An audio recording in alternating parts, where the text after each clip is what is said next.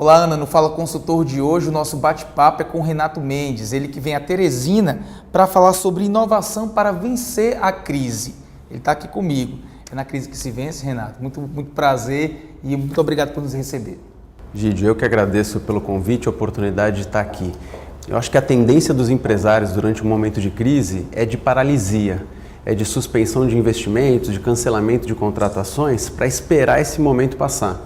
O que eu venho hoje a Teresina para dizer é que eles deveriam fazer exatamente o contrário, ter uma postura mais proativa, atacar a crise e enxergar esse momento como um momento de oportunidade de crescimento. E quando é que você passou a dominar esse tema? Você teve uma experiência como essa, trabalhou em alguma empresa que passou por um momento de crise, que fez um planejamento e disse, olha, vai ter crise ano que vem e aí vamos se organizar. Você passou por essa experiência para falar com tanta propriedade? Sem dúvida, eu passei por essa situação na empresa em que eu trabalhava antes de vir para cá e tenho passado hoje com os meus clientes.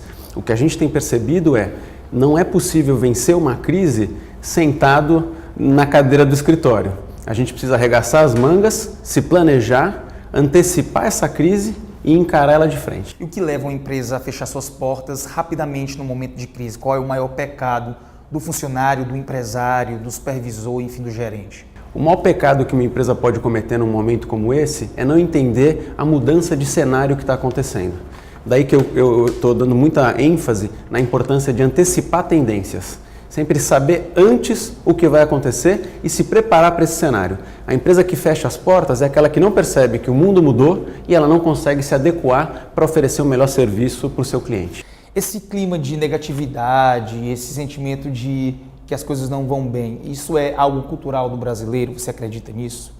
Mais ou menos. Eu não sei se é algo cultural do brasileiro, mas é algo que a gente vê muito no Brasil, né? Essa sensação que os empresários têm de olhar sempre o noticiário e só ouvir falar de crise, a resposta tende a ser muito negativa. Então, o ponto número 1 da metodologia que a gente desenvolveu para vencer a crise, ele exatamente fala sobre atitude.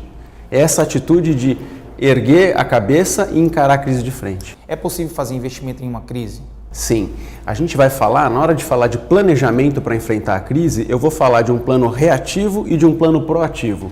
O plano reativo está ligado, por exemplo, a corte de custos, a aposta nos produtos que mais saem, e depois o plano proativo, que está ligado em conhecer profundamente o cliente e entender como ele se comporta durante a crise. Onde ele vai cortar o dinheiro, o que ele espera da sua empresa durante a crise. Há uma previsão que o comércio esse ano não vai contratar tantos temporários, vai fazer um corte ou não vai contratar de forma alguma.